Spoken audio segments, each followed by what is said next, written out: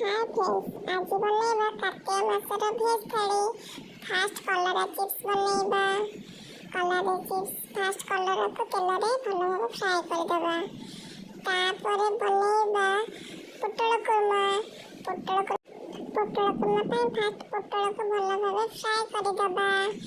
ତାପରେ ସେ ବଳକା ତେଲରେ ଚିନି ଟିକେ ଦେଇ ତାପରେ ପିଆଜକୁ ପକେଇବା।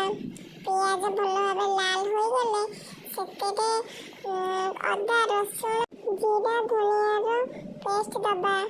ତାପରେ ସେଥିରେ ହଳଦୀ ପାଉଡର, ଲଙ୍କା ପାଉଡର ଆଉ ସବୁ ଗୁଣ୍ଡ ମସଲା, ଯେମିତି ଚିକେନ ମସଲା, ଗରମ ମସଲା ସବୁକୁ ଆଡ୍ କରି ଭଲ ଭାବେ କଷିବା, ଯେମିତି ସେଥିରେ କଞ୍ଚା ସ୍ମେଲ୍ ସବୁ ଚାଲିଯିବ।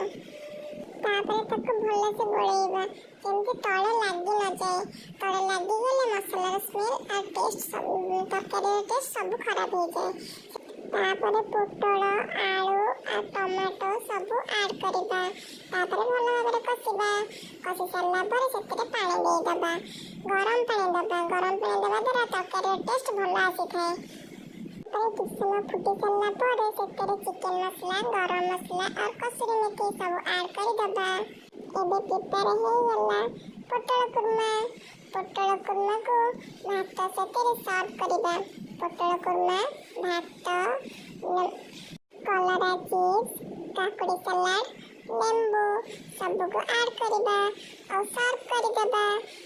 ରହିଲେ ନମସ୍କାର। ଜୟ ଜଗନ୍ନାଥ।